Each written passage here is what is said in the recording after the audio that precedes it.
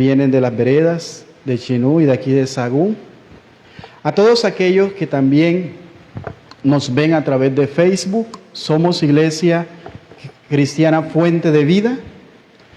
En esta mañana nos disponemos, después de haber exaltado el nombre de Dios, nos disponemos bien para seguir glorificando y exaltando a Dios a través de su palabra. Amén. Y yo espero que hayamos venido dispuestos, deseosos, porque hoy tenemos un nuevo desafío. El domingo pasado finalizamos el libro de Gálatas, que fue de mucha bendición para mi vida y espero que para la suya también. Hoy vamos a iniciar este nuevo libro, esta nueva serie que la hemos titulado La gloria de Cristo en su iglesia. Y vamos a comenzar en el libro de Efesios con nuestro primer sermón. Vamos a hacer una pequeña introducción del libro y bajo el tema Nuestra identidad en Cristo. Nuestra identidad en Cristo. Oremos para que sea Dios ayudándonos de principio a fin a través de toda esta serie que vamos a ver en estos meses siguientes. Puede inclinar su rostro ahí donde está. Padre, te damos gracias. Gracias por tu palabra. Gracias, Señor, después de haber exaltado tu nombre con cántico, con adoración, queremos seguir honrándote a través de nuestra atención. Te suplicamos que tengas misericordia de nosotros, como he orado en esta semana y días atrás. Te suplico que esta carta a los Efesios traiga madurez, traiga crecimiento a nuestra iglesia y que por medio de estas exposiciones bíblicas del libro de Efesios podamos nosotros ser santificados, que puedas traer también restauración en las familias, que puedas traer también, Señor, restauración en los matrimonios y que tu Espíritu Santo nos ilumine en cada estudio. Necesitamos tu ayuda, Señor.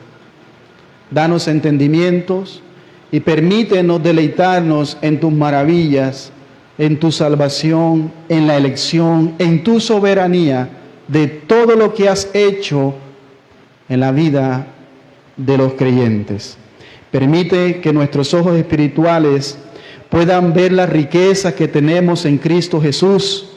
Te pedimos que nosotros podamos entender el llamado de nuestra vida.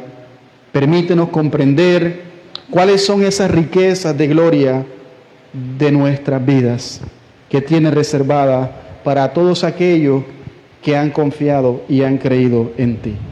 Ayúdanos, Señor, te lo suplico, te lo imploro en esta mañana, juntamente con tu iglesia. Ayúdanos a poder comprender el poder de tu grandeza y el poder de tu palabra. Que nosotros nos deleitemos a través de ella, a través de tu Hijo, a través de la comunión que tenemos por el Espíritu Santo. Te pido que podamos comprender la riqueza, la grandeza, la profundidad de tu amor y que al ser cautivados con tu amor nosotros podamos amarte mejor. Te pedimos, Señor, que tu bendición esté sobre cada uno de manera especial, aquellos que nos ven a través de Facebook, que también pueda obrar en sus corazones, no solamente en este día, sino en los meses siguientes, que tú nos permitas estar en este lugar. Te pedimos, Señor, que cuando estudiemos este libro podamos nosotros ser transformados, podamos nosotros también ver esa transformación en los matrimonios, en la familia, y que a través de toda esta serie tú puedas salvar a los perdidos. Clamamos, Señor, en esta mañana por tu ayuda, por tu respaldo. Por eso, de principio a fin, te suplicamos, porque solamente usted es el único que puede hacer algo que impacte los corazones. Te pedimos, Señor, que a través de esta serie usted nos bendiga y que cuando terminemos podamos ver la obra que haces o que has hecho en nuestras vidas. Que nosotros podamos darte la gloria y darte gracia, porque dependemos de usted, de tu infinita bondad, de tu misericordia que has derramado en nuestra vida. Te pedimos, Señor, que nos bendigas en esta mañana y que nos ayudes en el nombre de Cristo Jesús, que puedas usar mi mente, mi corazón y que puedas exponer tu palabra de manera fiel, con claridad. Todo esto te lo pido en el nombre de Jesús. Amén y amén. Bien, estamos en el libro de Efesios, capítulo 1. Reitero, vamos a hacer una introducción al libro. Solamente en esta mañana nos vamos a enfocar en los versículos 1 y 2. Ahí en el grupo envié las diapositivas que puedan también tenerlas y que los que toman nota también puedan estar dispuestos a tomar detalle en esta mañana. En el día de hoy vamos a empezar con esta nueva exposición bíblica de la carta del apóstol Pablo a los Efesios, que realmente es una carta maravillosa porque ha impactado a muchos creyentes a lo largo de la historia. Tenemos varios teólogos, comentaristas, pastores que han testificado de la grandeza y de las riquezas que tenemos en Cristo Jesús. Por eso hoy vamos a hablar acerca de nuestra identidad en Cristo Jesús. Sabemos nosotros que cuando nos dirigimos por la vía pública o en una carretera y nosotros nos encontramos con agentes de policía, no de tránsito, sino de la Policía Nacional, al momento de ellos detenernos y después de saludarnos, lo primero que nos dicen es su documento de identidad.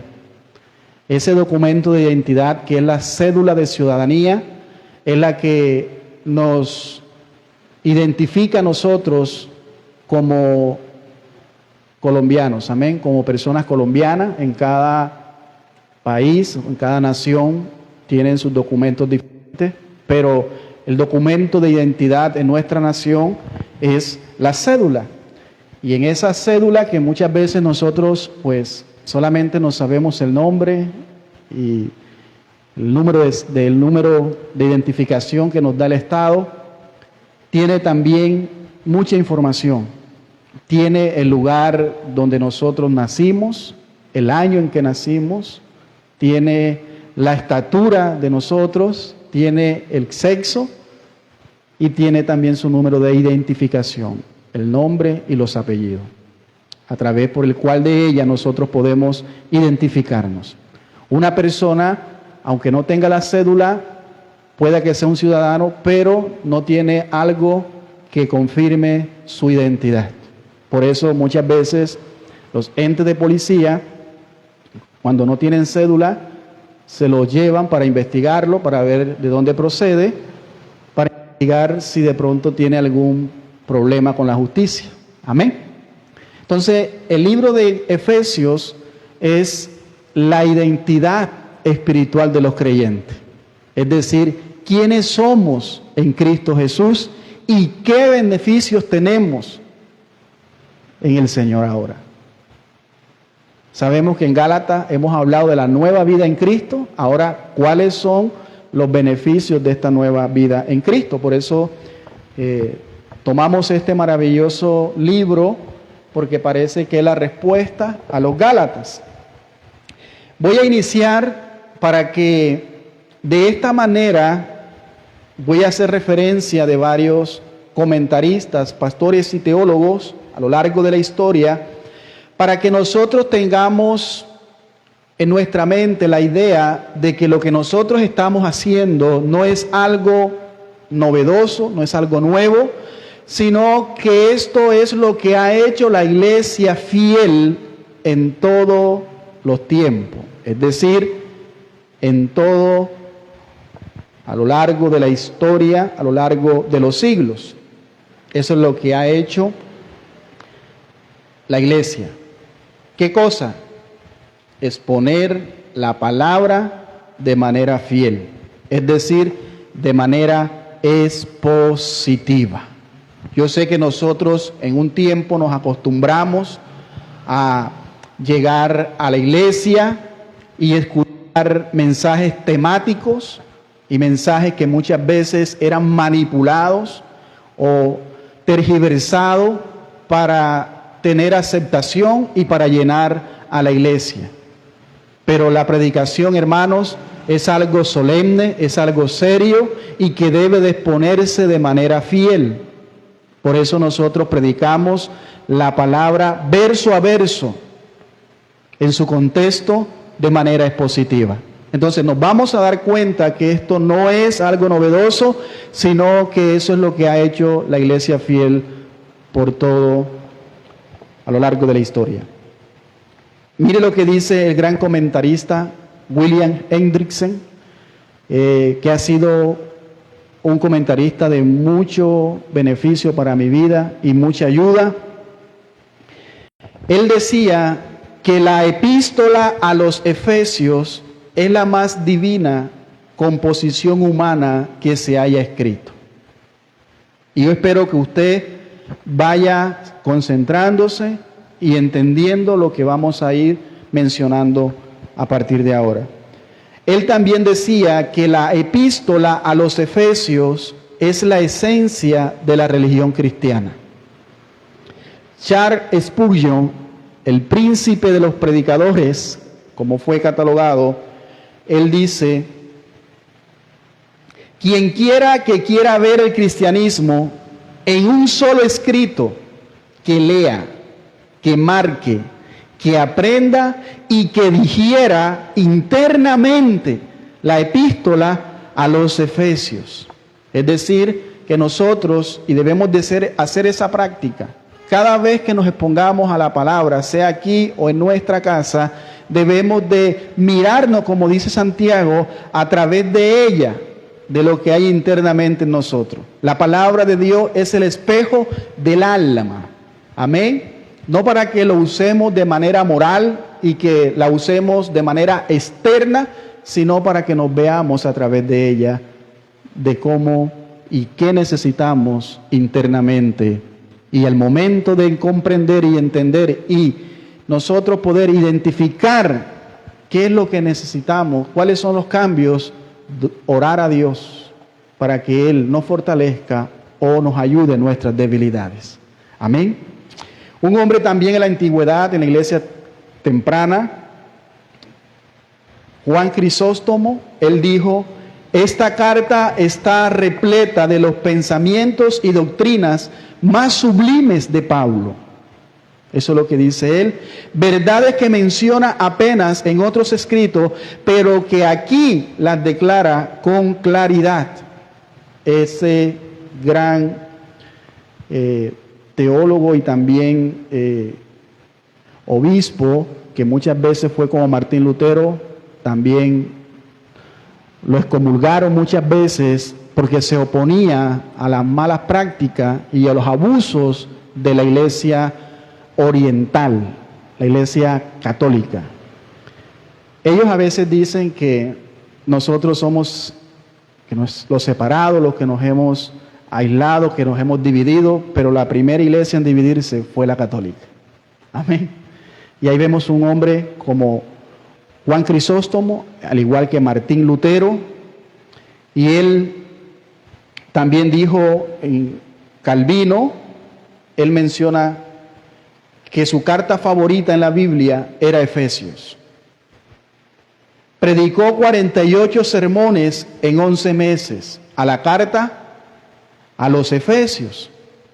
Yo no voy a predicar todo eso, porque no tengo ni la capacidad y tampoco tengo de pronto la elocuencia y los conocimientos de estos grandes hombres, teólogos y reformadores y comentaristas bíblicos.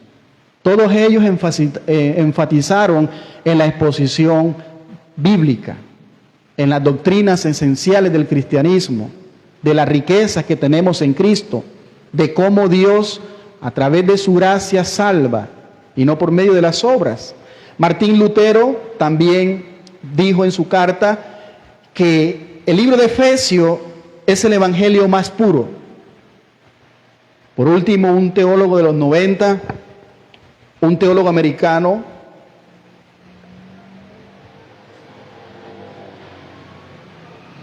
Edgar J. Goodspeed, decía que el libro de los Efesios era como la batalla que todos los comentaristas habían perdido. Escuche bien. Porque ante tan gloriosas revelaciones, tan gloriosas verdades que nos anuncia el libro de Efesios, ningún comentarista le ha podido hacer justicia a estas alturas y a esta gloriosa salvación que está escrita en el libro de Efesios.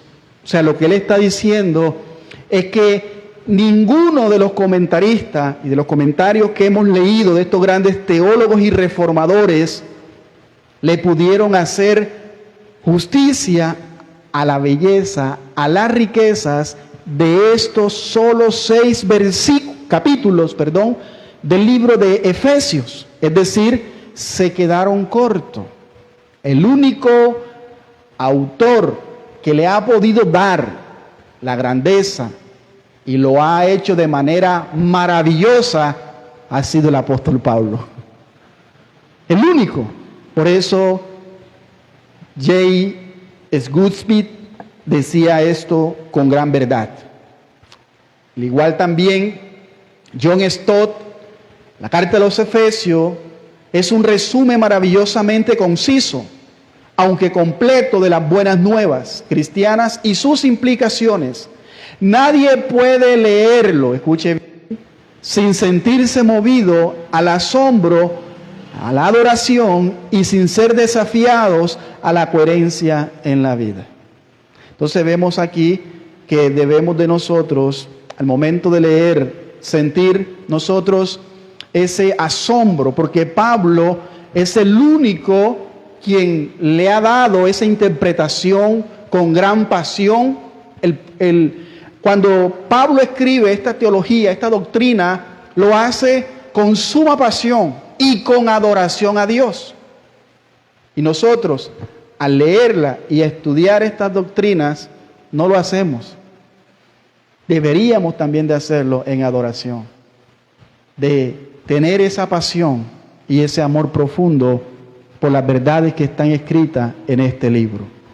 Al igual yo debo reconocer también, al igual que estos grandes comentaristas y teólogos no le han dado la justicia que requiere este libro de Efesios, debo de reconocer también mi incapacidad de no hacerlo al igual como lo requiere este libro.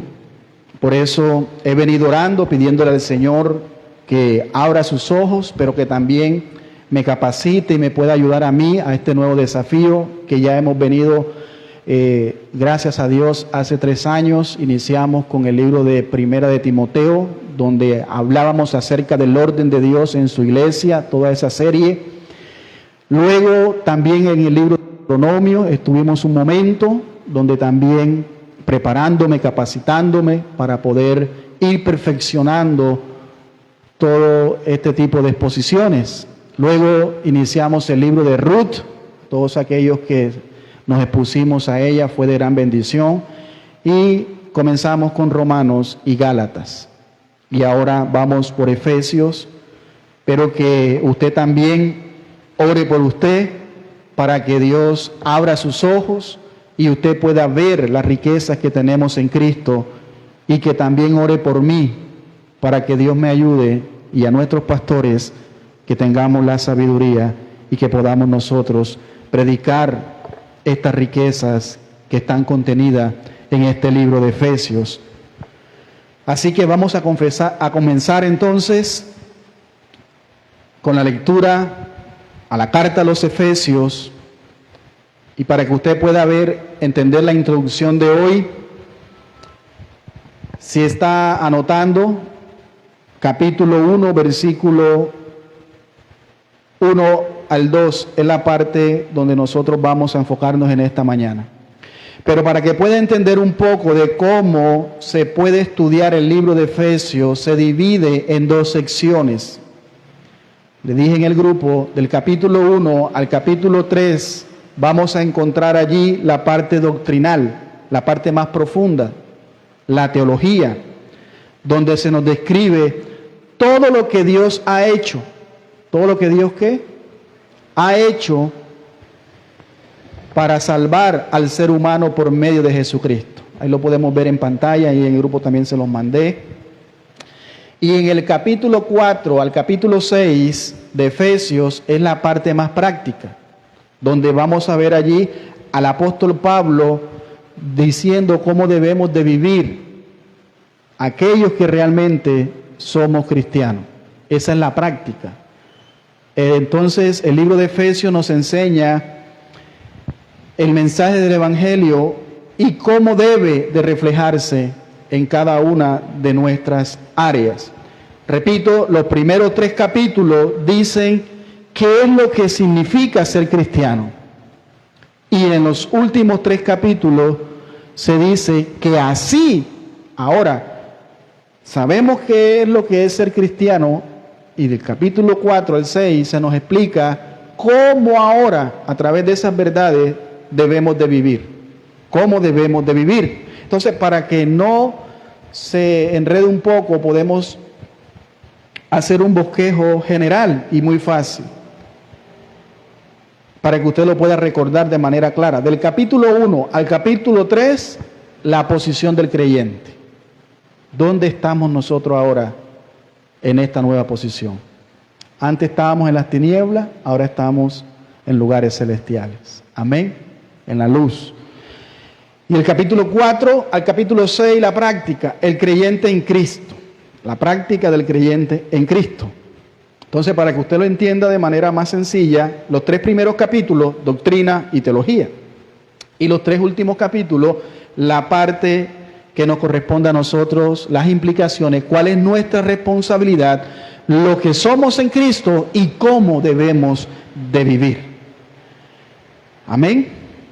Ese es un modelo para que nosotros podamos predicar y usar este maravilloso libro. Primero, explicar las verdades teológicas y luego cómo se aplican en nuestras vidas. Ese es el mismo modelo que el apóstol Pablo ha usado en muchas de sus cartas y que Efesios no es la excepción. Y yo creo que es un modelo muy bueno para nosotros, de cómo el apóstol Pablo lo vimos en Gálatas, ahora la posición que ellos tenían, la nueva vida que ellos tenían, como espirituales que eran ahora, quiénes eran, su identidad y después cómo debían de vivir, la parte práctica. Y aquí en Efesios también él hace lo mismo. Y yo quiero empezar en esta mañana, si hay alguien aquí o aquellos que nos ven a través de Facebook que ha tenido un encuentro con Cristo, eso tiene que hacerse notorio. Eso se nota. Amén. Si ha tenido un encuentro con el Señor Jesucristo, es una nueva, en palabras de Pablo, una nueva criatura. En 2 de Corintios, capítulo 5, artículo 17, dice la palabra del Señor, de modo que si alguno está en Cristo, nueva criatura es. Si alguno está en Cristo, es un hombre nuevo, es una mujer nueva. Las cosas viejas pasaron, ahora todas son ¿qué? Son hechas ¿qué? Nuevas. Eso es hermoso, porque todo lo que Dios hace, lo hace nuevo. Amén. Dios no remienda nada, como ya hemos dicho, y como alguien canta, donde Dios, el alma remendará. Amén. Dios no remienda nada. Diga conmigo, Dios todo lo hace nuevo. Por eso, antes de entrar en este texto, es importante entender entonces el contexto del libro. El libro de Efesios nosotros vamos a descubrir verdades muy poderosas de que a todos los creyentes Dios los llamó por su pura gracia, dio una nueva identidad. Por eso hice la introducción hablando de la identidad de esa cédula que tenemos nosotros de nuestra nacionalidad colombiana y cuál es también la identidad del creyente en Cristo Jesús. Ahora, y vamos a ver aquí lo que Pablo dice en esta carta, que la carta a los Efesios nos invita de cómo nosotros podemos de vivir una vida transformada por su amor. Entonces, muestra cómo Dios nos salvó, nos llamó y nos salvó por su pura gracia.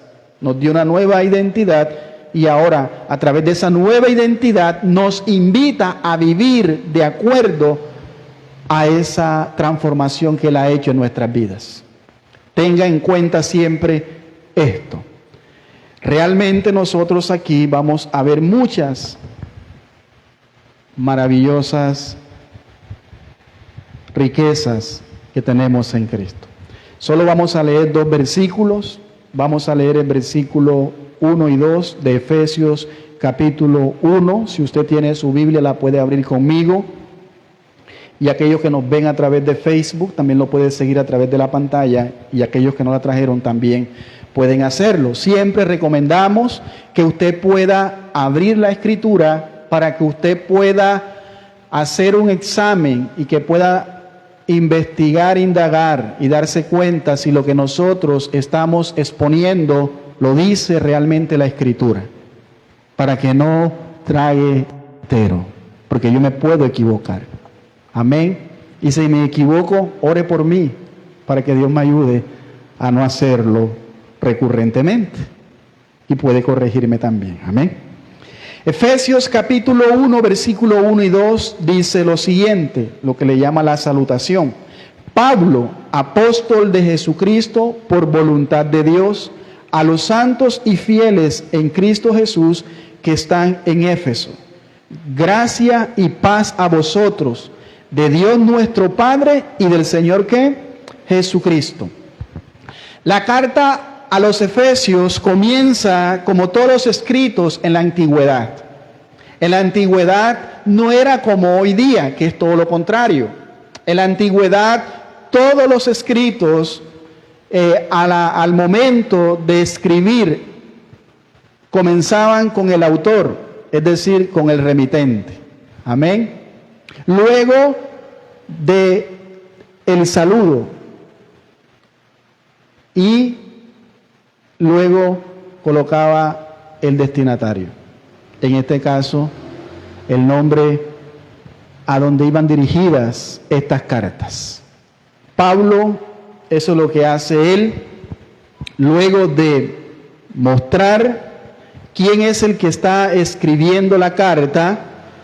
Lo segundo es a los destinatarios, a quién va dirigida, y en tercer lugar, lo que se le conoce, lo que hemos leído como la salutación, que son palabras cordiales de un saludo hacia sus oyentes. A veces lo vamos a encontrar en el principio de la carta y a veces lo vamos a encontrar al final. También eso lo hace Pablo y eso es lo que vamos a ver en todas las cartas que él ha escrito. Presenta a quién va dirigida esta carta y luego los saludos. Así que el primer punto que vamos a ver entonces, a través de esto que hemos dicho, es el autor. ¿Quién comienza esta carta? ¿Quién es el autor? Ya sabemos que es el apóstol Pablo. Él es el autor. Él fue uno de los principales líderes de la iglesia primitiva. Sabemos que Dios lo llamó a él directamente camino a Damasco cuando él iba persiguiendo a los cristianos. Él era un anticristiano. Los buscaba, los perseguía para llevarlos a la cárcel y muchas veces daba la orden para apedrearlos e incluso hasta asesinar. Vemos en la muerte del primer mártir de la iglesia, Esteban, la Biblia en Hechos dice que ahí estuvo un joven llamado Saulo. Vemos en la vida pasada, ya hemos dicho que Pablo era llamado Saulo, Saulo de Tarso. Pablo era un hombre que tenía experiencias muy fuertes con Dios. Y vemos cómo él pudo vivir para él con tanta pasión que llegó a sufrir mucho persecución, cárceles, azotes, y fue como hicimos la vez pasada para terminar Gálatas, fue una vez apedreado, que creyeron que estaba ¿qué? Muerto, y lo sacaron de esa ciudad. El autor de la carta entonces es Pablo. Pablo fue uno de los principales líderes de la iglesia primitiva. Antes de su conversión, ya sabemos, el que perseguía a los cristianos, y después de haber tenido el encuentro con Cristo, su vida fue diferente. Y vemos cómo Dios lo usó de manera poderosa después de haber transformado su vida. Dios lo usó para escribir varias cartas del Nuevo Testamento, entre ellas la carta a los Efesios. Esta carta a los Efesios fue escrita alrededor del año 60 al 62 después de Cristo. Es importante que tengamos este dato, que veamos que es no mucho tiempo después, sino muy cerca, donde todavía algunos apóstoles que caminaron con Jesús, que vivieron con Jesús, que fueron instruidos por Jesús, estaban ¿qué? Vivos. Entre eso, el último de ellos, que es el apóstol Pablo. Entonces, en ese momento, Pablo al escribir esta carta, juntamente con otras, él estaba en la cárcel. Eso no se nos debe de olvidar, ese detalle es importante para que usted lo tenga en mente en toda esta serie y cuando usted también vaya a estudiarlo en su casa, igual que otras cartas que también él escribe desde la cárcel. ¿Desde dónde Pablo escribe esta carta? Desde la cárcel. Por eso Efesios forma parte de lo que muchos le llaman las cartas de la prisión. Desde la cárcel, entonces Pablo escribe estas cartas, ¿para qué? Para fortalecer a la iglesia y recordarles, porque muchas veces somos olvidadizos, de recordarle a la iglesia las riquezas espirituales que tenemos en Cristo Jesús. Aunque Pablo estaba en cadena físicamente, su mente estaba llena de pasión, de gloria, por lo que Cristo había hecho en su vida. Y él tenía esa pasión por la iglesia de nuestro Salvador. A través, vemos aquí, de la vida de Pablo, Dios lo usó tremendamente para fortalecer a muchos cristianos en ese tiempo, y nosotros no somos la excepción. También para fortalecernos en este tiempo. Pablo antes era llamado como Saulo de Tarso. Todos sabemos que sus padres le colocaron ese nombre, y cuando nosotros averiguamos el significado de ese nombre, significa el deseado. Saulo significa el deseado. Pero no solamente era el deseado por sus padres, sino que también era deseado por Dios. Así como usted también fue llamado como deseado por Dios. ¿Desde cuándo? Desde antes de la fundación del mundo. Y eso es hermoso. Cuando nosotros comprendemos eso, nos damos cuenta que en este mundo no estamos ni por casualidad ni por coincidencia, sino porque ya Dios nos había pensado, y no solamente eso, nos había deseado aún antes de haber llegado al vientre de nuestra madre. ¿No le da usted una alabanza a Dios por eso? Que usted no es una casualidad, que usted no es un error. Usted es un deseado también por Dios. Por eso vemos allí, Pablo iba camino a Damasco con cartas en las manos para perseguir y matar cristianos y encarcelarlos. Y Dios lo deseaba. Salió a su encuentro. Es decir, Dios se le apareció. Dios lo buscó. Saulo, no tenía ninguna iniciativa de buscar a Dios. Él iba a buscar ¿qué? A los cristianos, a perseguirlos, a encarcelarlos y a asesinarlos muchas veces, si les tocaba. Pero Dios se le apareció, porque Dios es quien busca, Dios es quien llama y Dios es quien salva a todos sus escogidos. Gloria a su nombre. Por eso Dios busca, llama y salva a todos los que han sido deseados por Él desde antes de la fundación del mundo. Y si usted es una persona que ha sido salva y que está en Cristo Jesús, atesore eso en su corazón. Que usted, cuando vino a los pies de Cristo, usted era deseado por Dios desde antes de la fundación del mundo. Él nos deseó y salió al encuentro cuando nosotros vivíamos una vida no tan impresionante. No vaya a decir usted, a mí me llamó Dios como a Pablo. Yo vi un rayo de luz, quedé casi ciego y dije, Dios mío, y escuché la voz audible. Pues debe de tomarse un medicamento, porque Dios no llama así. Sabemos que Dios llama al ser humano a través del Evangelio. A través del Evangelio. Saulo entonces nos muestra esa conversión a nosotros. ¿Qué nos muestra la conversión de Pablo? Podemos ver claramente que es una ilustración de cómo Dios salva, de cómo Dios busca y de cómo Dios llama a todos sus escogidos. Los salva a todos sus escogidos. Entonces vemos aquí que a través de la conversión de Saulo podemos ver la gracia irresistible de nuestro Señor Jesucristo. Es decir, el Señor nos llamó, nos sedujo, nos mostró nuestra condición y nos trajo ahora al lugar en el cual nosotros estamos, en una nueva posición, y nos dio una nueva identidad. Es porque nosotros debemos de entender eso, porque hoy día se predica un evangelio distinto, que si algo le está pasando a la persona, es que Dios te está llamando. Dios no le tuerce el brazo a nadie para venir a sus pies. ¿Sabe qué hace el Señor? Él te enamora. Él te seduce y te conquista. Por eso se le llama la gracia irresistible de Dios. Cuando Dios derrama su gracia, nadie puede decir que no. Amén.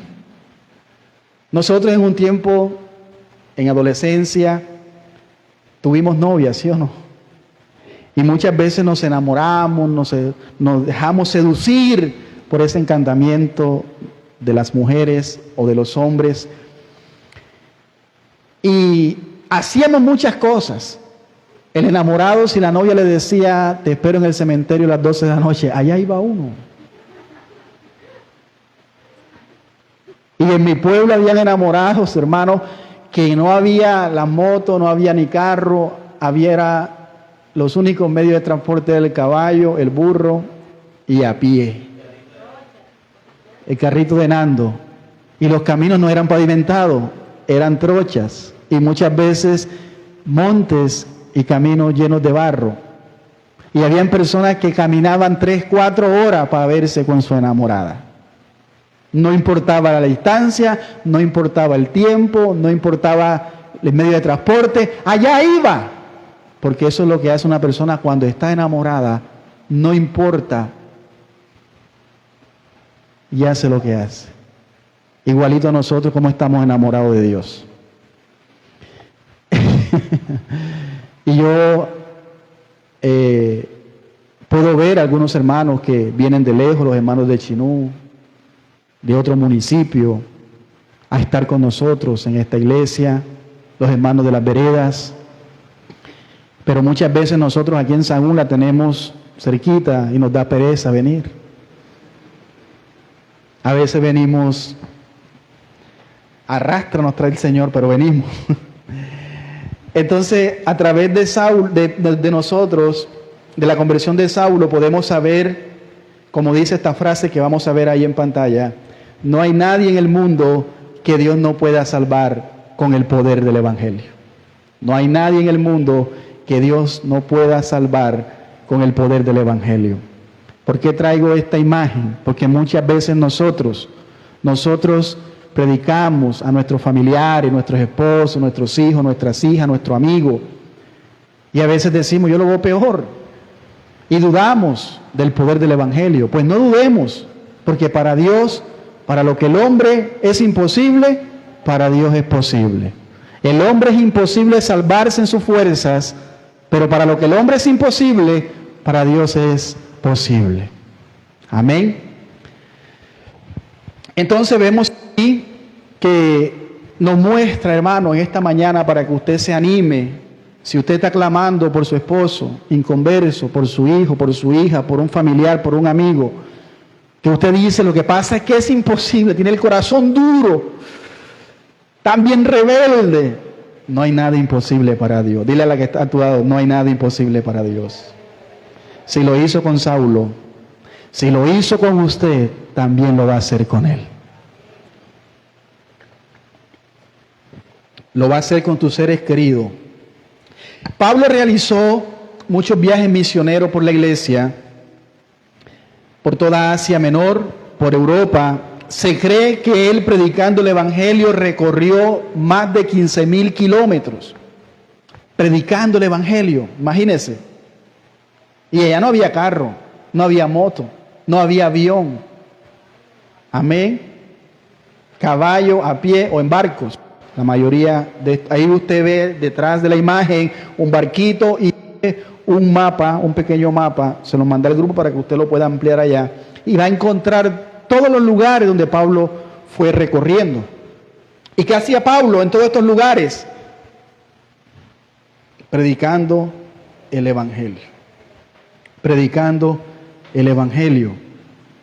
Por eso, para que usted entienda que esa época no era como la de ahora, para que usted pueda ver la pasión que tenía el apóstol Pablo, dónde iba él en todos estos lugares. A veces nosotros llegamos tarde a la iglesia. Pero mire, y a veces no llegamos, dijo la hermana. Entonces, decimos muchas cosas. Es que me queda lejos. O ustedes a veces evangelizan. Eso es lo primero que es que me queda lejos, me queda difícil. Es que no tengo tiempo. Por eso traje ahorita la ilustración cuando estamos enamorados. Una persona cuando ama a algo, no le importa los kilómetros que tenga que recorrer. Amén. Incluso cuando en nuestra vida pasada, muchas veces habían fiestas en otros pueblos, hermano, y no había luz. En el pueblo donde yo nací, cuando nací no había luz. Eran mechones. Y así las personas se iban bajo el barro, bajo todo, y llegaban a esa fiesta. No importaba si llovía, pero allá iban. Entonces nosotros, hermanos, debemos de mirar en este día y que Dios nos exhorte también, porque Pablo recorrió más de 15,000 kilómetros hablando de Cristo, fundando iglesia, visitando pueblos, visitando ciudades. Visitó lugares como, en este caso, a Éfeso, en Galacia, en Filipo, en Roma. Vemos cómo Pablo escribió más de 13 cartas en el Nuevo Testamento, que están ahí en el canon bíblico. Romanos, Primera y Segunda de Corintios, Filipenses, Gálatas, Tesalonicenses, Primera y Segunda de Tesalonicenses, Timoteo, Primera y Segunda, Tito. Él es el que ha escrito más en toda la Escritura. Sus cartas, hermanos, fueron escritas entre el año 47 y 56 después de Cristo. Pero hubo otras cartas, como ya hemos dicho, que la escribió ¿desde dónde? Desde la prisión, de la cárcel. Esas se le conocen las epístolas de la prisión. Desde una cárcel escribió el apóstol Pablo, y entre ellas esta carta a los Efesios que vamos a estudiar. Filipenses, Colosenses y Filemón entre el año 60 y 62 después de Cristo. ¿Por qué traje este detalle? Porque es muy importante para que nosotros entendamos que Pablo no estaba en una playa, que no estaba en un hotel de 5 estrellas. Amén. Para que nos demos cuenta que no es como se predica hoy día, que el cristiano está llamado a estar en todos esos lugares. Porque si tú estás padeciendo, entonces es porque estás en pecado o porque todavía te falta más guerra espiritual, más ayuno y más obras. Pablo no estaba en un hotel de 5 estrellas, estaba en la cárcel. En este lugar sabemos que en su primera apresión, él tenía muchos privilegios porque él también como miembro, como también nacionalidad romana, él tenía estos privilegios, podía alquilar una casa, estar allí en su casa encerrado como casa por cárcel, podían visitarlo, podía recibir los hermanos, podía mandar sus cartas, él gozaba de estos beneficios por ser también de nacionalidad romana. Entonces vemos que él estaba ¿en dónde? En una cárcel, estaba preso. Y por eso usted debe de entender este principio que vamos a iniciar hoy. Que desde una cárcel estaba Pablo y vemos cómo él habla con tanta pasión. Con tanta pasión del Señor. Él sabe que está preso, pero él no se deja influenciar, ni se desanima, ni se entristece, porque él sabe que está preso. ¿Y está preso por qué? Por el Evangelio, por el Señor, por predicar. Es decir, él tiene y mantiene su identidad. Y es lo que nosotros muchas veces, hermano, carecen. Y sepa usted que el enemigo siempre ha querido eso, desvirtuar su identidad. Lo vimos en el mismo huerto del Edén. Yo lo he repetido muchas veces. Pero martillo en lo mismo y en lo mismo para que se nos quede. Porque somos oidores olvidadizos a veces. Oro a Dios para que no sea así. Que no se nos olvide las cosas. Que nos dé retentiva. Amén. Entonces, en el mismo huerto del Edén, cuando Dios creó a Adán y a Eva, Dios le dio a ellos identidad. Ustedes se enseñorearán de todo. Pero apareció Satanás poco después y le dice: con que Dios os ha dicho que no podéis comer de todo árbol. Y le dijo Eva, eso no lo dijo. Él dijo que podíamos comer de todos, menos del árbol que está en el medio del huerto del Edén. Ese fue el error de Eva. Hablar con el enemigo. Ella tenía que decirle como le dijo Cristo. ¿Cómo le dijo Cristo? Escrito está. Y vea cuando Cristo le decía, escrito está, le citaba, enseguida él lo llevaba a otro lado. Él no seguía. Entonces cuando Eva le dio entrada, él dijo, epa, ya la tengo en mis manos. Entonces él le dijo, no, no vas a morir. O sea, lo que te dijo Dios, eso no es así. Manipuló la palabra y puso en duda la palabra de Dios. ¿Está escuchando? Sino que cuando tú comas de ese árbol, sabe Dios que tus ojos serán abiertos y vendrás a ser, oiga bien, vendrás a ser como Dios. La pregunta es, ¿ellos eran como Dios? No. ¿Ellos eran qué? Criaturas del Señor.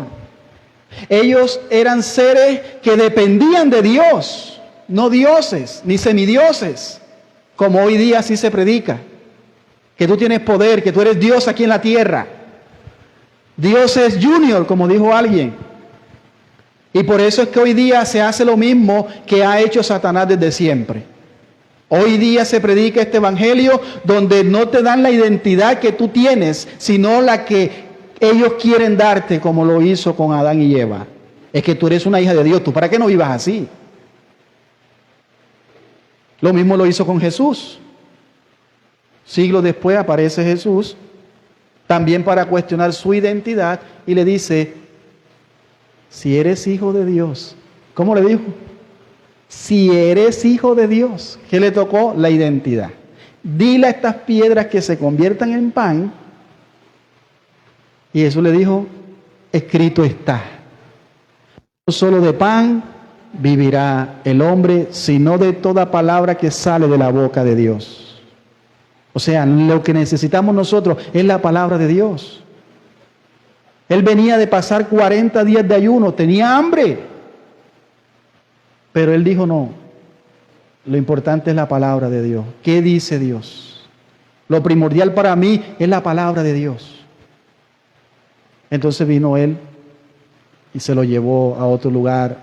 Con que Dios te ha dicho, con que me vienes con la palabra de Dios. Bueno, tírate de acá arriba, porque escrito está que Dios enviará ángeles para que tu pie no tropiece piedra. Y Jesús dijo, es correcto, pero la están malinterpretando. Porque escrito está, no tentarás al Señor tu Dios.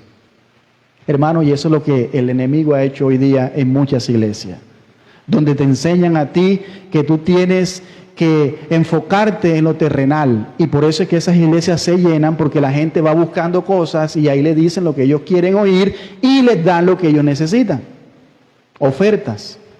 Pero al tiempo estas personas terminan frustradas porque no reciben lo que por tanto tiempo han esperado, y obviamente porque han hecho una caricatura de Dios y de las cosas del Señor. Por eso hay muchos vividores del Evangelio. Hermano, eso es lo que el enemigo hace en cada persona también. Incluso nosotros vemos también en la parábola del hijo pródigo, cuando él se fue lejos de su padre, vivió perdidamente, malgastó toda su herencia, luego regresa y al momento de él reflexionar, él dice, volveré a la casa de mi padre y le diré, Padre, no soy digno de ser llamado tu hijo. O sea, ya yo no soy hijo tuyo, hazme como uno de tus jornaleros. Cuando él llega con ese pensamiento al padre, el padre le dice, no lo deja ni hablar, lo abraza, lo besa y le dice, tráiganle vestido, tráiganle el anillo, maten el cordero, vamos a hacer una fiesta. Maten el más gordo, el becerro más gordo, porque este es mi hijo que se había ido y ha regresado. Amén. Pero ¿cómo ella el hijo? Yo no soy digno de ser llamado tu hijo, hazme como uno de tus trabajadores. A veces nosotros, cuando no tenemos identidad, hermano, no podemos ver, escuche bien, la riqueza que tenemos en Cristo Jesús.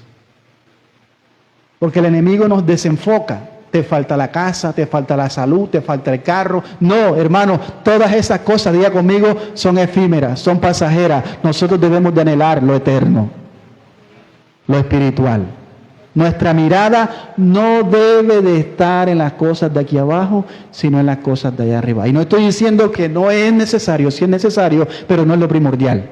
Primeramente debemos de buscar el reino de Dios y su justicia, y esas cosas van a venir, si es la voluntad de Dios, por añadiduras. Pero hoy día se predica los beneficios, las añadiduras, y no el Evangelio. Y por eso hay muchas personas que no son creyentes esperando los beneficios. Y se pueden quedar esperando, pero no lo van a recibir. Porque primero se es para después ser. Amén. Primero se tiene que convertir para después estar de esa posición, una nueva posición, y disfrutar las riquezas que hay, los beneficios que hay en el paquete de la salvación. Efesios fue escrita entonces desde la cárcel. Este es un detalle muy importante porque vemos que Pablo tenía clara su identidad. Él sabe quién es en Cristo y le da igual estar en la cárcel o como estar libre, porque él sabe quién es en Cristo Jesús. Entonces vemos allí que este detalle es muy importante porque Efesios y todo lo que vamos a leer, usted debe de tener en mente que lo escribió un hombre preso. Y usted sabe por qué él habla con tanta pasión el Señor, porque él sabe que está preso, porque Dios es quien lo tiene allí. Dios es soberano, Dios es quien tiene el control de todo. Mire lo que dice Pablo, que él, al igual que nosotros, porque nosotros no somos los únicos dignos que estamos padeciendo o que sufrimos muchas veces, él sufrió, hermano. No es como hoy que enseñan que si tú estás sufriendo porque estás en pecado o porque no eres un hijo de Dios, que Dios te está castigando, no. Vemos que los apóstoles sufrieron y entre esto vamos a ver los sufrimientos del apóstol Pablo. Usted lo puede leer allí en 2 de Corintios capítulo 11, versículo 23. Usted en su casa lo puede leer desde el 16, donde él habla los padecimientos del apóstol Pablo, usted se va a dar cuenta toda la lista y la va a comparar con lo que usted está viviendo. Y al final sacará la cuenta. Oiga bien lo que dice, 2 de Corintios 11:23. Son ministros de Cristo, como si estuviera loco, hablo. El otro estaban de loco. Dice, yo más. En trabajo más abundante, en azotes sin número, en cárceles más, en peligro de muerte muchas veces. Y él de ahí comienza a decir, azotado más de 7 veces por los judíos, y comienza a dar toda esa lista de todos los padecimientos que él ha tenido por predicar el Evangelio. Porque cuando usted predica el Evangelio, usted está llamado también ¿a qué? A padecer. A padecer. Que nunca se nos olvide eso. Pablo fue arrestado muchas veces por predicar el Evangelio, cosa que a usted y a mí no nos va a pasar todavía. Al momento de usted predicar, lo que le pueden es menospreciar, burlarse o enojarse. Eso es lo que pueden hacer. Pero a Pablo le daba igual estar en la cárcel o no. Finalmente, el apóstol Pablo murió en el año 66 después de Cristo, durante la persecución del emperador Nerón. Este es el resumen entonces de la vida del apóstol Pablo. Dicen algunos que después de Jesucristo probablemente haya sido el hombre más espectacular que haya pasado por la tierra. Así que hemos visto el remitente de la carta, hemos visto todo lo relacionado brevemente con Saulo, con Pablo y quién era. Ahora vamos a leer los destinatarios. ¿Quiénes son los qué? Los destinatarios de la carta de Éfeso. Entonces, Éfeso estaba ubicado en Asia Menor. En esa ciudad, en el primer siglo, ya contaba con 250,000 habitantes. Es decir, era una ciudad importante, una ciudad en el mundo antiguo, junto con Alejandría. Corintio es el lugar donde había mucho comercio. Era un centro comercial, cultural y también religioso, porque en aquella época contaba con inmensas iglesias, con muchos templos, hasta con teatro tenían en ese tiempo. Lo importante es que mucha gente quería visitar a Éfeso porque ahí habían templos hermosos y grandes donde adoraban a la diosa Diana, que se le conoce a la diosa de Artemisa, conocida como la diosa de Diana de los Efesios. Efesio era entonces un lugar de gran prosperidad, había mucho dinero, había mucho comercio marítimo, era un sitio frecuentado por muchos barcos.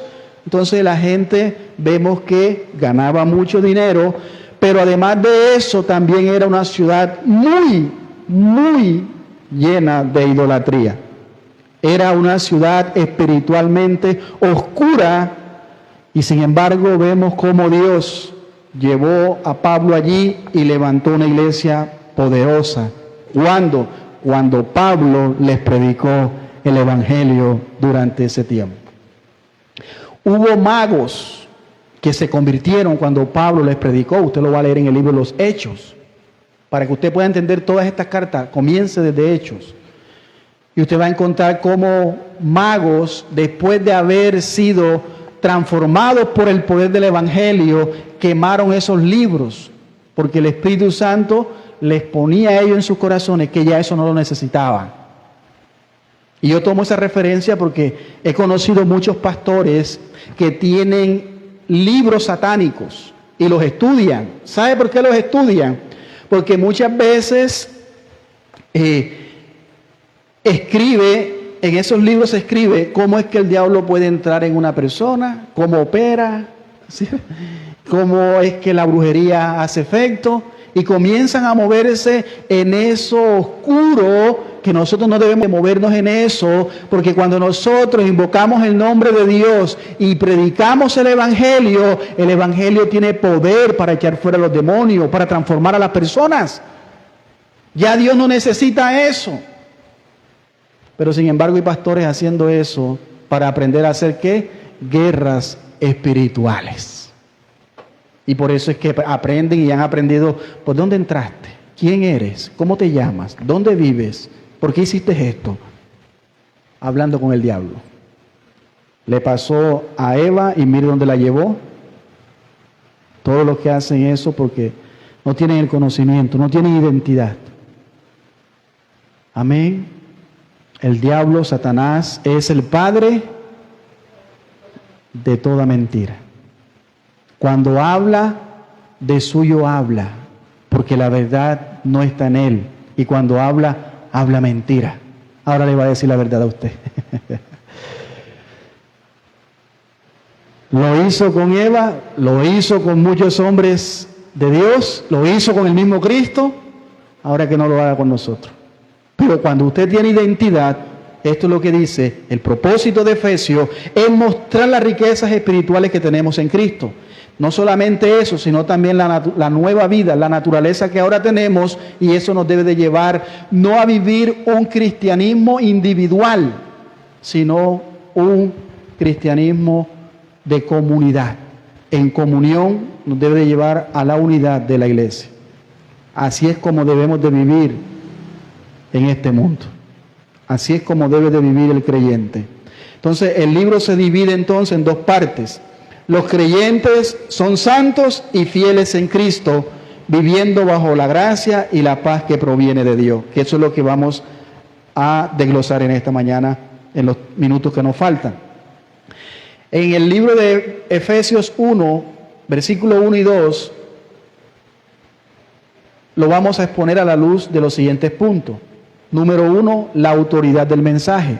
Número 2, la identidad de los creyentes. Y número 3, la fuente de toda bendición espiritual.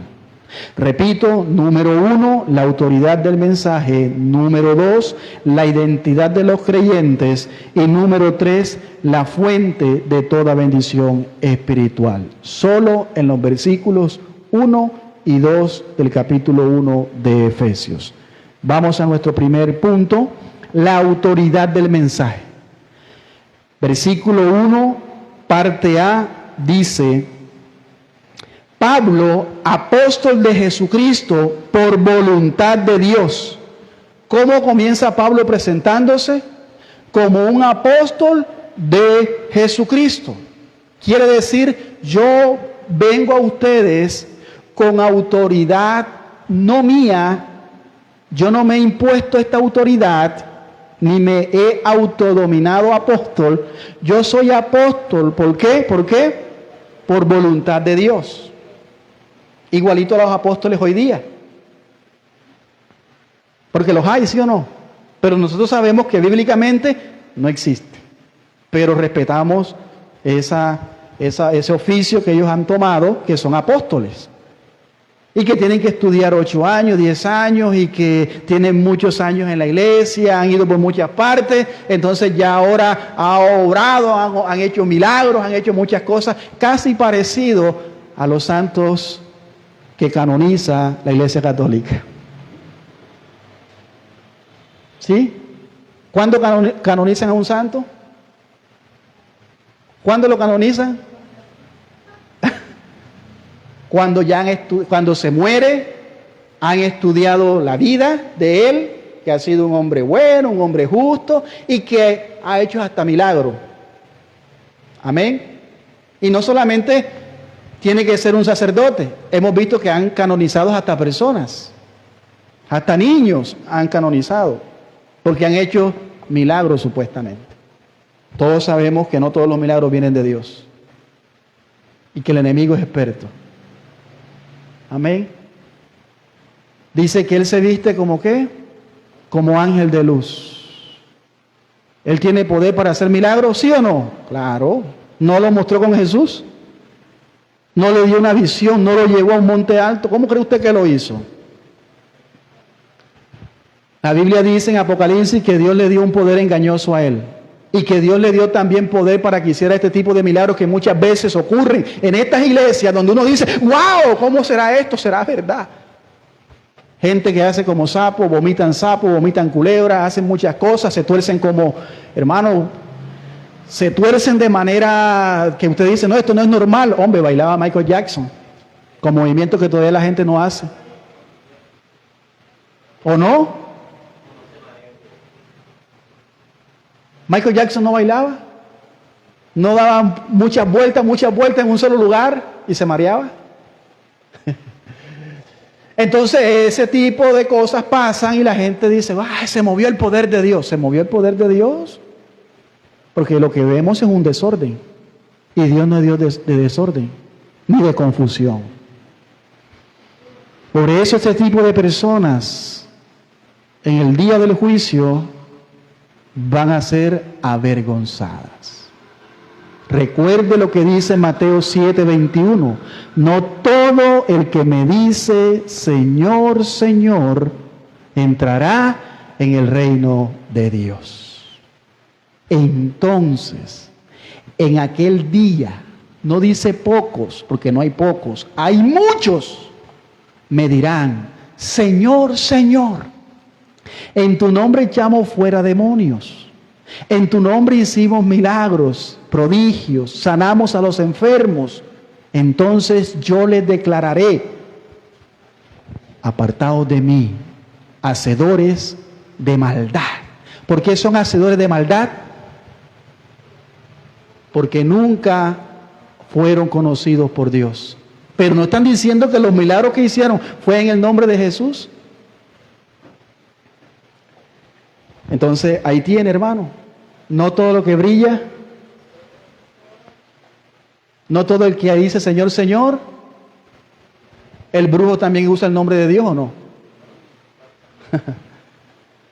Había una bruja en el tiempo de los apóstoles, una divina, y cuando salía Pablo y Pedro y Jacobo salían, ¿qué decía esta mujer? ¡Oh, varones de Dios! Estos son hombres de Dios, escúchenlo a ellos. ¿Qué de malo es que ella, lo que estaba diciendo ella? Era bien, eran hombres de Dios, ¿sí o no? Era una verdad. Escúchenlos a ellos, estos son hombres de Dios. Y todos los días hacía lo mismo. Hasta que llegó el momento donde el apóstol la reprendió y le dijo, te reprendo en el nombre de Jesús. Y salió ese espíritu de ¿qué? De adivinación de ese cuerpo. ¿Y qué hizo aquella gente cuando se dio cuenta de esto? Intentaron persuadir a la gente para echarlo fuera de esa ciudad. ¿Por qué? Porque el espíritu de adivinación había salido de esa mujer, ahora no le servía para nada y se había perdido mucha ganancia. Y eso ha pasado hoy día. Por no tener discernimiento, la brujería se ha metido en la iglesia. Y yo lo dije una vez. Antes esto era oculto. Por eso se llama ocultismo. Era oculto, era reservado.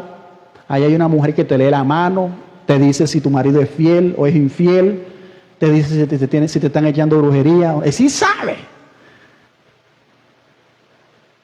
¿Y sabe qué es lo bueno? Que trabaja con brujería blanca. Y allá van, hermano.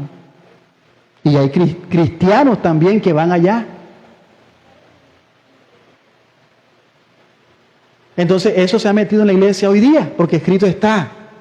Vendrían tiempos donde la gente no soportará la sana doctrina. Ese pastor habla mucho, todo es Biblia, todo es, no, eso es puro estudio. No lo soportan. Y se amontonarán maestros conforme a las concupiscencias de sus corazones. Se harán maestros conforme a sus concupiscencias. Y enseñarán encubiertamente doctrina de demonio, usando el nombre de Dios como sello, y la gente dice, amén. Yo puedo ver una mujer.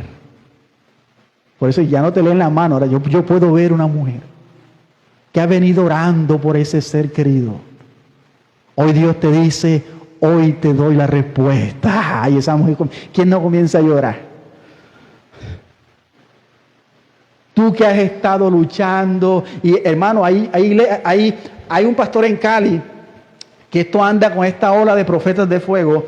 Y la mujer habla en lengua toda un jeringonce, digo yo. Y él dice, hay una mujer aquí que nació en el año 1800 tal, se llama fulano de tal, tiene un hermano de tal, y esa mujer pasa al frente y es verdad. Y todos esos detalles son ciertos. ¿Usted cree que eso lo hace Dios? Eso es un espíritu de adivinación que está en él. Y la gente, como no tiene identidad, no tiene bases fundamentales del evangelio, de la palabra de Dios, todo eso se lo cree. Algunos quedan hasta confundidos. Pero el evangelio no confunde a nadie. Dios no es Dios de confusión. ¿Por qué me he salido un poco? Para que nosotros sepamos discernir y le pidamos a Dios discernimiento. Aquellos que nos ven se den cuenta que lo que nosotros hacemos en este lugar es que la iglesia tenga fundamentos bíblicos para vivir su vida. Porque si no tiene fundamentos bíblicos, cualquier viento de doctrina, cualquier lluvia se lo puede llevar. Y su casa viene a ser peor, dice la Escritura, cuando habla de los dos cimientos. Eso es edificar en la arena. Y nosotros como creyentes estamos llamados a edificar en la palabra de Dios. Gloria sea al Señor. Entonces, hoy día se dicen estos que se autodenominan apóstol, pero Pablo dice que él no es apóstol por voluntad de él, ni porque lo puso la gente, él es apóstol por voluntad de Dios. Él no se convirtió en apóstol por ambición personal, ni tampoco lo hizo por imposición humana. Él fue apóstol por la voluntad soberana de Dios. Su autoridad apostólica es el resultado de la voluntad de Dios en su vida. Antes él llevaba cartas para matar a los cristianos, ahora por voluntad de Dios, Dios lo tomó. Ahora lo curioso es que ahora él manda cartas para ser cristiano. ¿Se da cuenta el cambio?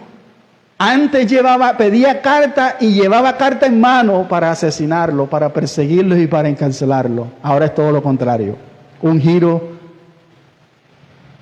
de 180 grados, no de 360.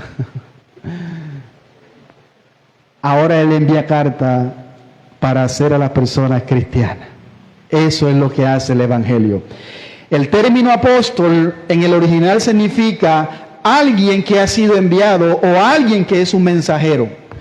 Ahora yo quiero detenerme aquí en este punto, hermano, para que nosotros entendamos este término, porque en el contexto del Antiguo Testamento, un apóstol era una persona escogida por Dios, léalo allí, para poner ¿qué?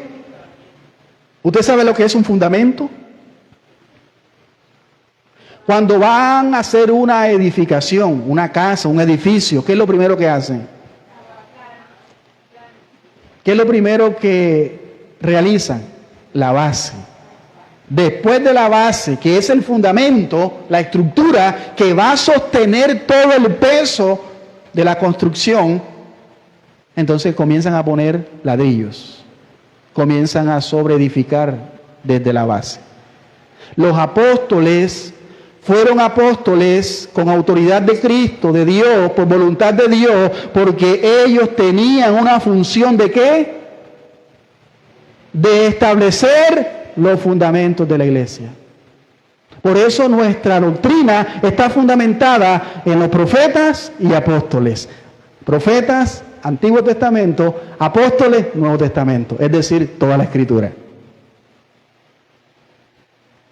No es que yo ahora anoche soñé que Dios me llamó apóstol, ahora la iglesia tiene que hacer esto. No, hay que hacer lo que dice la Escritura de manera fiel. Los apóstoles, diga conmigo, fueron escogidos para colocar el fundamento de la doctrina. Y por eso es que nosotros creemos en la doctrina de los apóstoles. Sabemos que la iglesia empezó en el día de Pentecostés y que Dios escogió a hombres para darles autoridad apostólica. Y a través de estos grandes hombres que fueron 12, porque hubo uno que se ahorcó, pero vamos a ver los requisitos que debe de tener alguien para ser un apóstol, que ellos, en busca del reemplazo de Judas Iscariote, ellos hicieron. Estos 12 hombres llamados apóstoles por voluntad de Dios, porque ellos tenían esta función, este trabajo, este rol, era de establecer las bases doctrinales donde la iglesia iba a edificar. Es decir, lo que la iglesia tenía que hacer y lo que la iglesia debía de creer. Y por eso que las iglesias bíblicas siempre se basan bajo las confesiones, que son doctrinas fundamentales para una iglesia de sana doctrina. Ahora, sabemos que ya el canon bíblico está ¿qué? Cerrado. Ya no hay más revelaciones nuevas. No es que yo anoche me harté de frijoles, tuve una pesadilla y Dios me mostró y ahora esto es lo que les voy a decir. Anoche yo he escuchado mucho en este tiempo eso y les pido el perdón, no es para ofender, no es para hablar de nadie, respetamos su postura, su manera de trabajar, pero sabemos que no es bíblica. Yo he escuchado muchos pastores que sé que aman a Dios, pero tienen una teología distorsionada. Y dicen, anoche Dios me dijo que le dijera a la iglesia esto.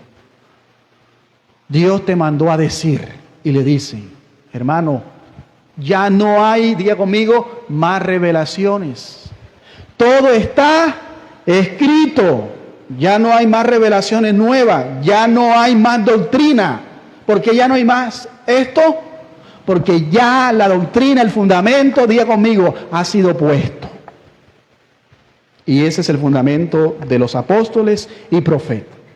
Por eso que el último profeta fue hasta Juan.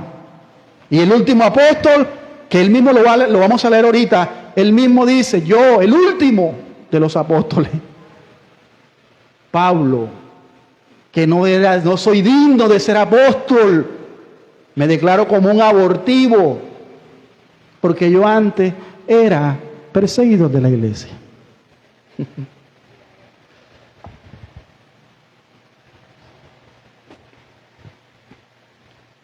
Por eso vamos a ver si las personas con iglesias apostólicas, un día estábamos nosotros enredados en eso. ¿Qué se necesita para ser apóstol? ¿Estudiar 10 años? No.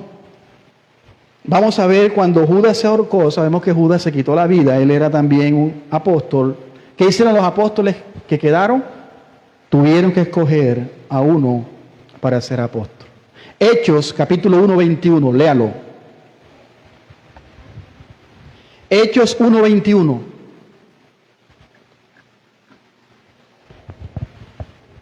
Me quedan 20 minutos para terminar. Después que Judas se quita la vida, ellos tomaron la decisión diciendo, no podemos dejar ese lugar vacío. Hay que buscar a alguien, oiga bien, que cumpla las características y quien pueda acompañarnos en esta misión. Había uno que se llamaba Juan y había otro que se llamaba Matías. Habían 2 candidatos. Y ahí lo dice. Es necesario, pues, de que estos hombres que han estado juntos con nosotros todo el tiempo, que el Señor Jesús entraba y salía entre nosotros. Ahí no se entiende muy poco, yo se lo voy a leer en la Nueva Traducción Viviente. Léalo primeramente usted allí. ¿Qué dice?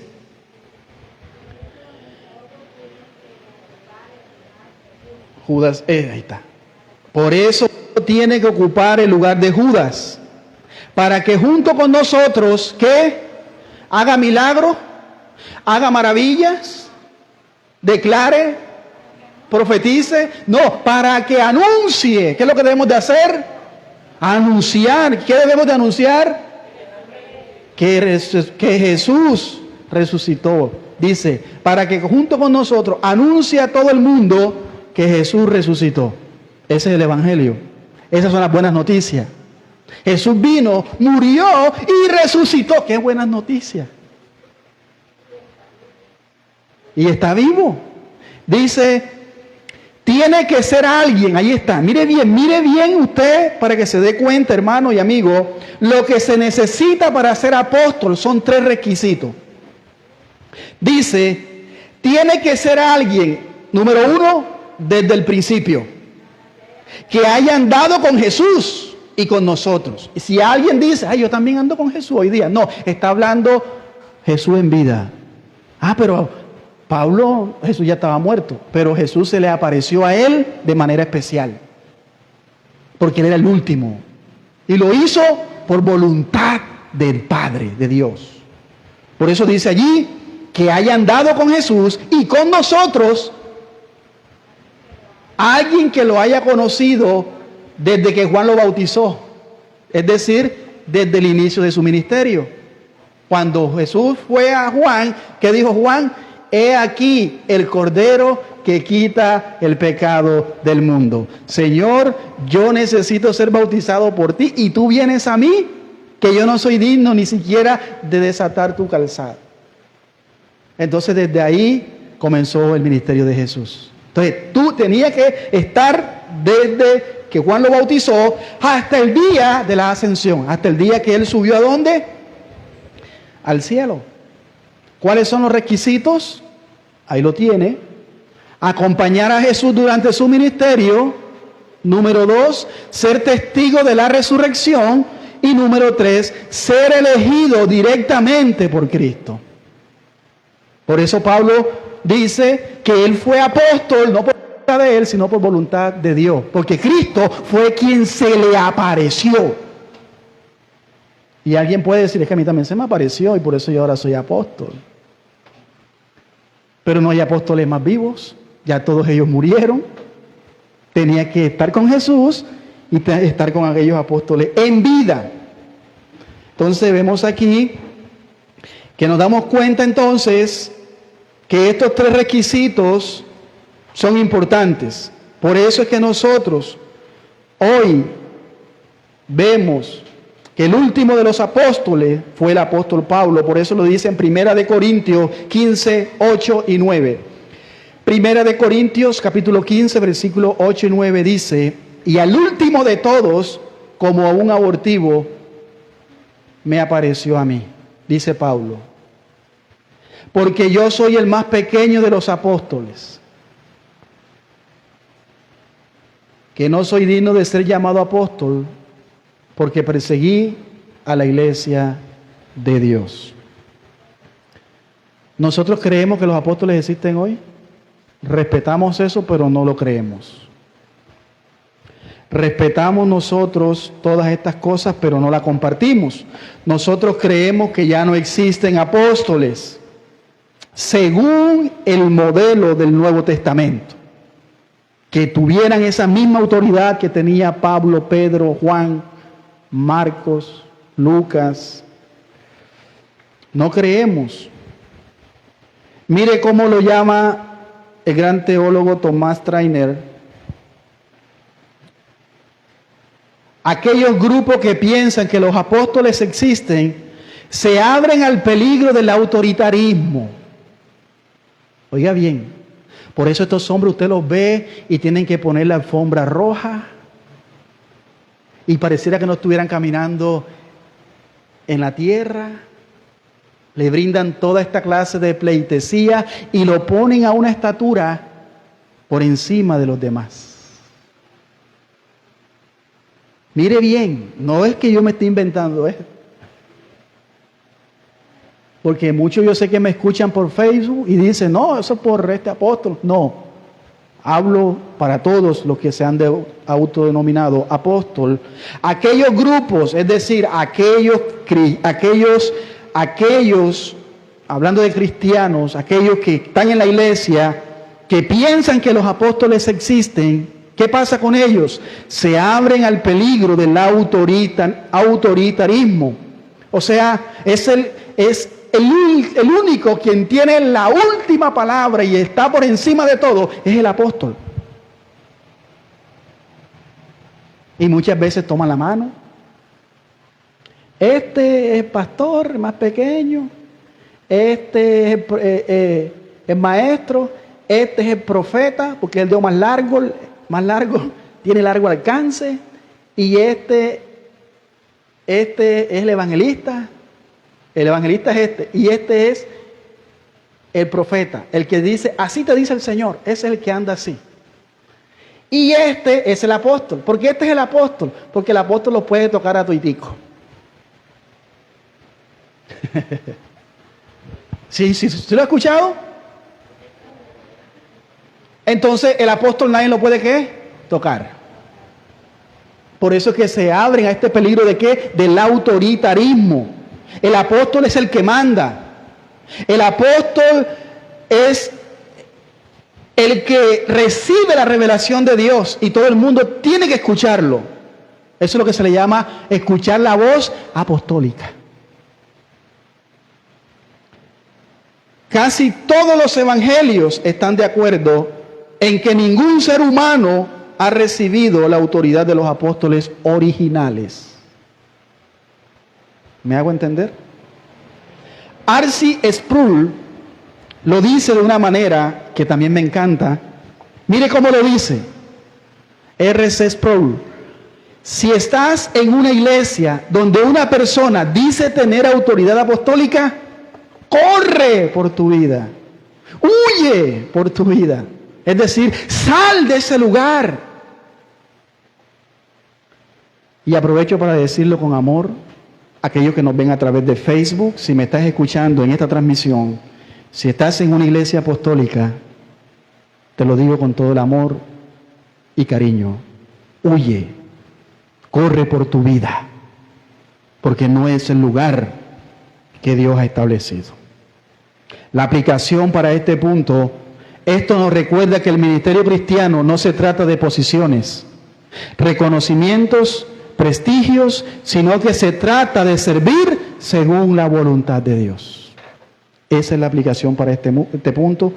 El punto número 2, la identidad de los creyentes. Estos son cortos, dice el versículo 1, parte B. Pablo, apóstol de Jesucristo por voluntad de Dios, fue lo que vimos. Ahora la segunda parte dice, a los santos y fieles en Cristo Jesús. Note bien estas dos palabras, santos y fieles. ¿Qué quiere decir estas dos palabras? ¿A qué hace referencia estas dos palabras? La palabra santo hace referencia a alguien que ha sido apartado, preservado, reservado por Dios. Santo, la palabra santo significa apartado para Dios. No es la que usted entiende por la tradición católica. Que ellos le llaman santo, como dije ahorita, a aquel que ha muerto y que han investigado su vida y que hay evidencia de que han ocurrido milagros a través de él, porque ahora, después de muerte, se han convertido en mediadores entre Dios y los hombres. Eso es lo que hace el catolicismo cuando canonizan a un santo. Pero la palabra santo no describe una perfección absoluta, ni tampoco una nueva posición espiritual. El creyente ahora es santo, ¿por qué? Porque le pertenece a Dios. Por eso la santidad no tiene que ver con obras externas que el ser humano haga, de cómo viste, de cómo debe de hacer. No, es santo por a quién le pertenece. Cuando Dios se le aparece a Moisés en medio de aquella zarza ardiente, él por curiosidad vio que la zarza ardía y no se consumía, se acerca a ella y cuando está a punto de acercarse un poco, escuchó la voz diciéndole, Moisés, Moisés, quita el calzado de tus pies, porque el lugar que pisas, ¿y por qué era ese lugar santo? ¿Por el lugar o por quien estaba allí? ¿Y ahora quién está en nosotros? ¿Y ahora somos qué? Santos. ¿No es hermoso? O sea, somos santos porque le pertenecemos a Dios. Antes le pertenecíamos ¿a quién? Al diablo, al mundo.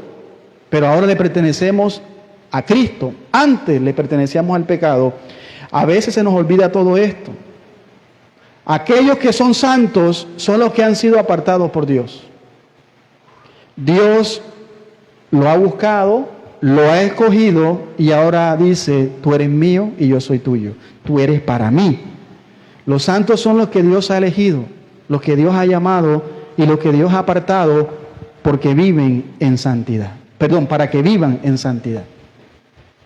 Eso es lo que hace Dios. No es como los santos en el concepto católico, que cuando una persona es santa usted le puede ver con una, eso le llaman aureola, creo que le llaman, aquí arriba.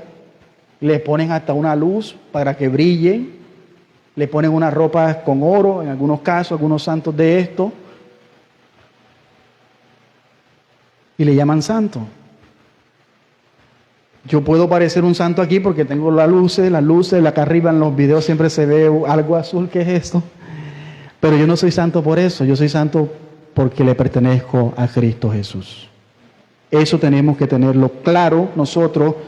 Si usted se da cuenta, cuando la Iglesia Católica canoniza a alguien, oiga bien, cuando nombra a alguien santo, cuando estas personas ya se mueren y la han estudiado y han visto sus obras, es que fue bueno, fue dadivoso, hizo buenas obras, incluso ha hecho hasta milagros, lo nombran como un santo.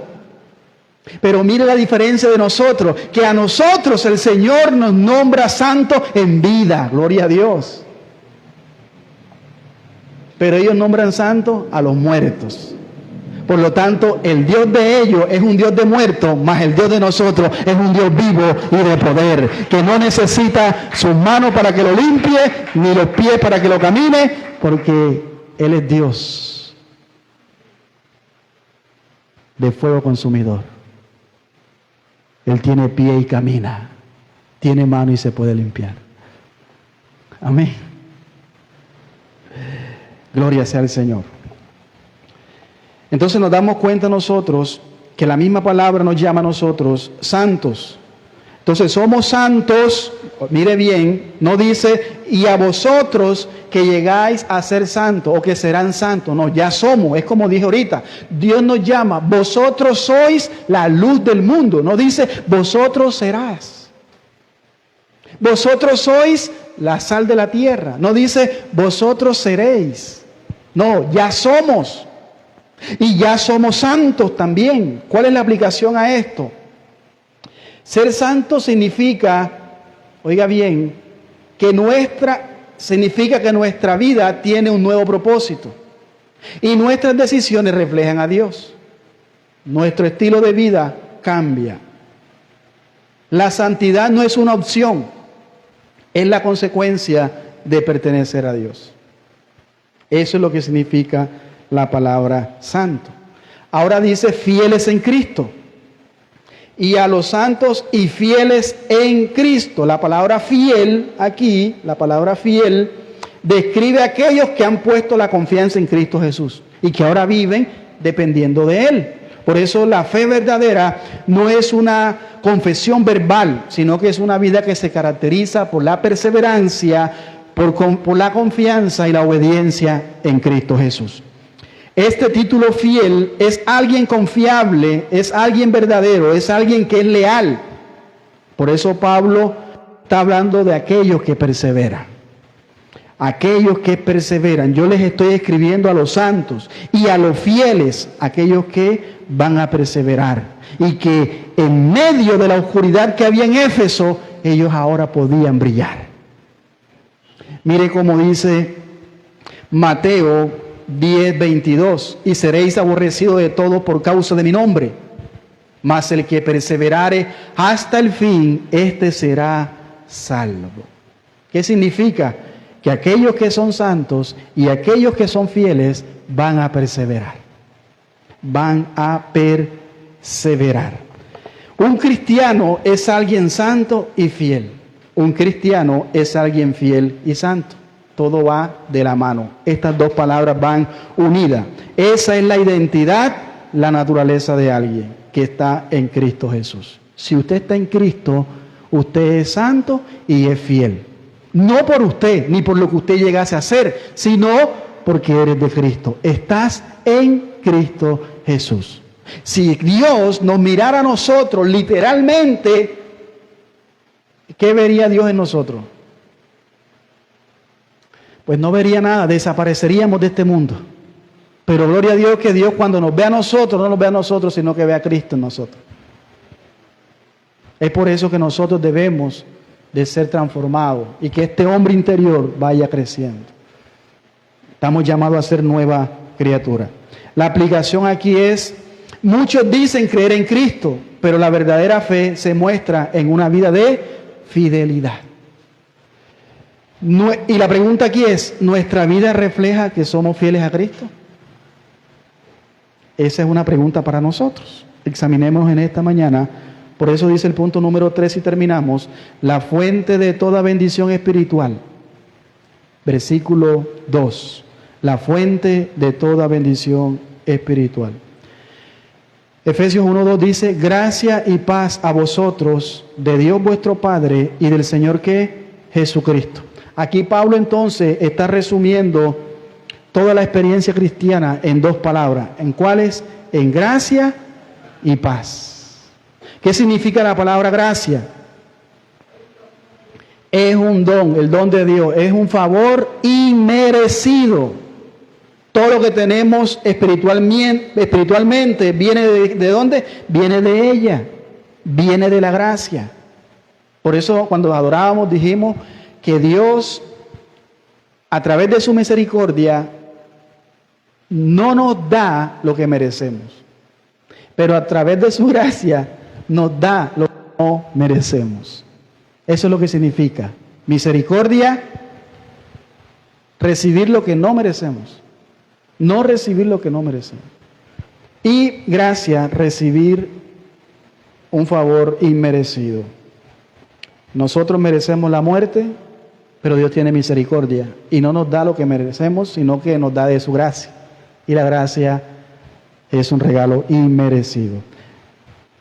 A través de la gracia nosotros encontramos la salvación, el perdón, la adopción, la vida eterna, y nadie merece ese regalo. Por eso es una ¿qué? Es una gracia, es un don, porque es un regalo de Dios. La gracia, hermano, es un término tan amplio y tan profundo que significa un regalo inmerecido, algo que usted y yo no merecíamos. La segunda palabra es la paz. Cuando habla de paz, ¿habla de qué? De la reconciliación con Dios. Nosotros, usted y yo, antes éramos ¿qué? Enemigos de Dios. Pero ahora, por medio de Jesús, de Cristo, tenemos ¿qué? Paz. ¿Y qué produce esta paz que tenemos en Cristo? ¿Qué es lo que produce? Descanso espiritual. ¿Qué produce esta paz? Seguridad y esperanza. Por eso, cuando una persona entiende esto, no importa la turbulencia de su vida, los problemas, las adversidades, va a tener paz en medio de la tormenta. En medio de la tormenta.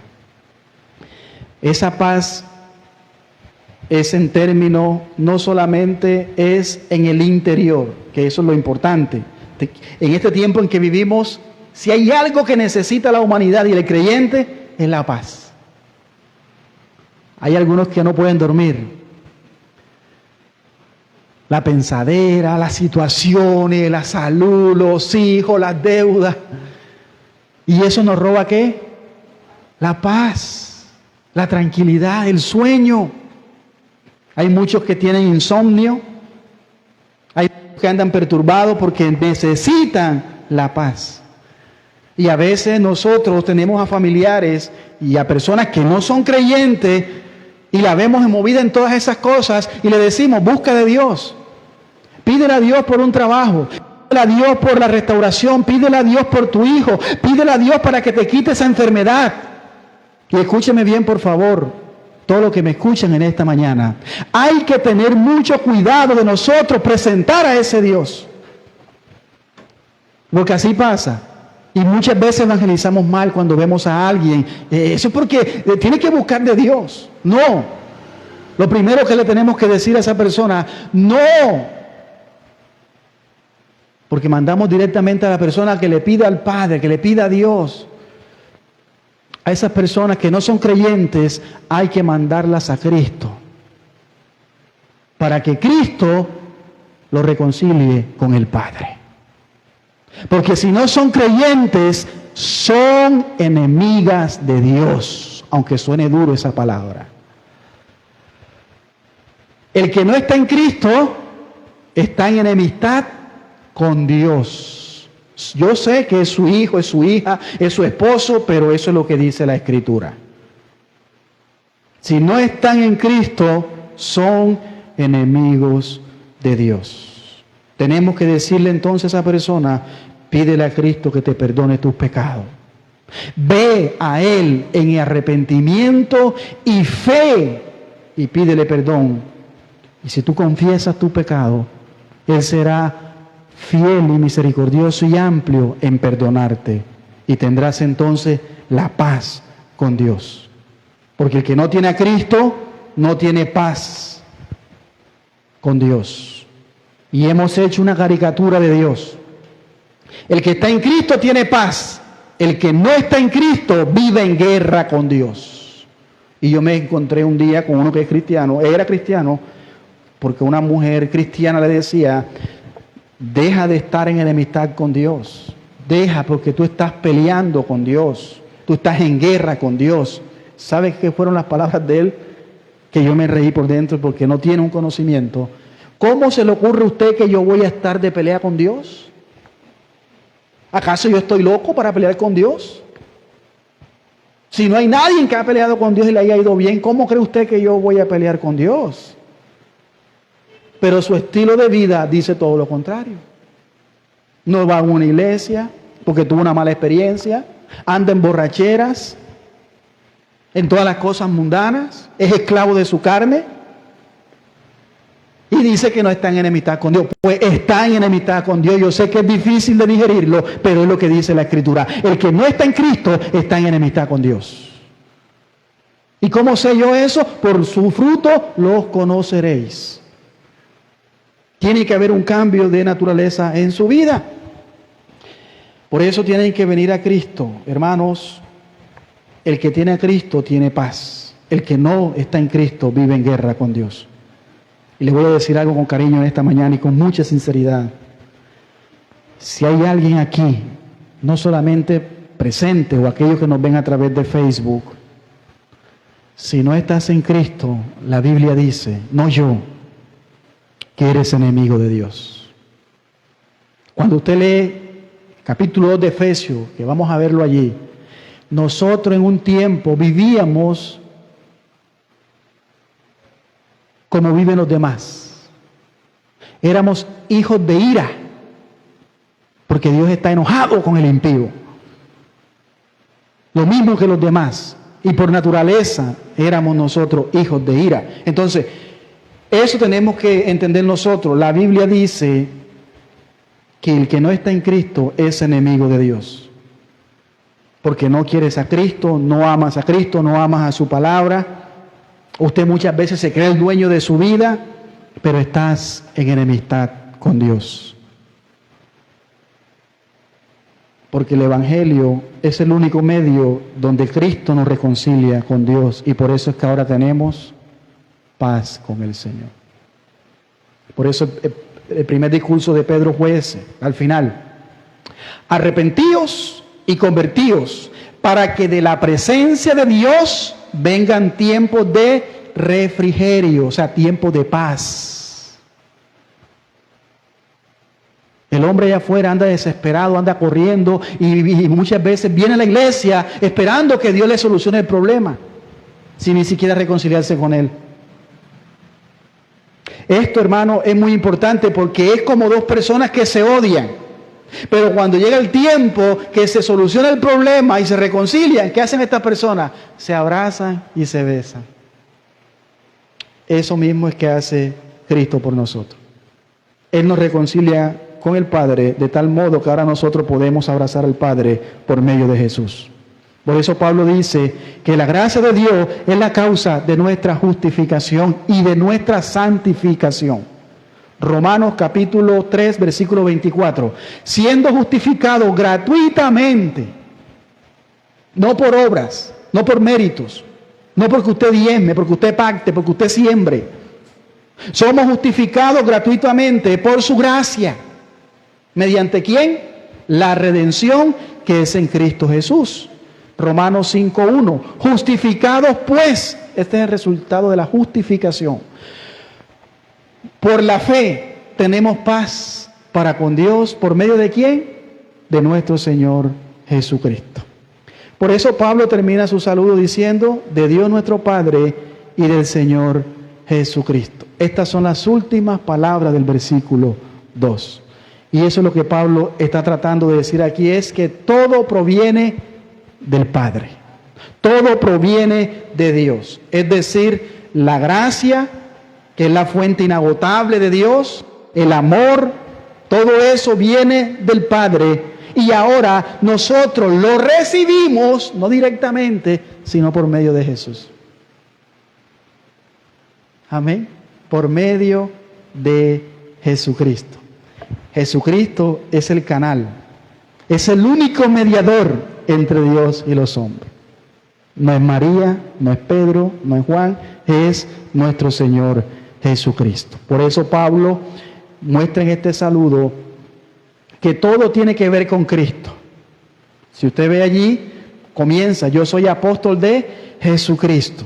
Escribo a los creyentes que están en Cristo y todo lo que tenemos es por medio de nuestro Señor Jesucristo. Así que hemos hecho esta introducción en esta mañana, me extendí un poquito, pero debía de terminarla. Las aplicaciones son, número 1, les recuerdo, Jesucristo. El mundo define a las personas por el dinero, por el éxito, la posición y por su pasado. ¿Y ahora quién es ella? Si antes hacía esto y hacía lo otro, y ahora mírala, se va a esconder en la iglesia. Así es que el mundo define a las personas por todo esto que acabamos de decir. Pero, oiga bien, nuestra identidad, lo que somos nosotros, lo que define nuestra vida, es que somos santos, fieles y somos receptores de la gracia de Dios. Número 2, vive de acuerdo con tu identidad. Hermanito y hermanito de mi alma, un creyente no vive en santidad para ganar la salvación. ¿Usted sabe que hay gente así? Corriendo, haciendo guerra espiritual, ayunos interminables, madrugadas de devocionales. ¿Para qué? Para ganar el favor de Dios, para ganar la salvación. Vive en santidad porque ya le pertenece a Dios. O sea, nosotros no vivimos en santidad para ganar algo o para llegar a ser. Nosotros ya vivimos en santidad porque le pertenecemos a Dios. Número 3, descansa en la gracia de Dios. La vida cristiana, escuche bien y esto es muy importante, la vida cristiana no se sostiene por nuestro esfuerzo, por lo que usted haga. Es que tú tienes que hacer esto, es que te falta esto, es que porque en tu iglesia no hacen esto o el pastor no hace eso. No, sino que nos sostenemos por la gracia de Cristo. Y yo creo que ahí está mejor. Con la de Él nos basta y nos sobra. Porque en Cristo estamos plenos. Y nuestra plenitud no tiene que ver con la casa, con el carro, con el dinero, porque eso es efímero. Sino cuánta riqueza tenemos en Cristo Jesús. Dile que está a tu lado, tú eres rico. Sonríe, como dijo alguien, que Cristo te ama. Entonces cada día debemos de vivir dependiendo de esa gracia. La conclusión esta es, oiga bien para que usted se dé cuenta, muchos creyentes viven espiritualmente confundidos. ¿Y por qué viven confundidos? Porque han olvidado quiénes son en Cristo Jesús.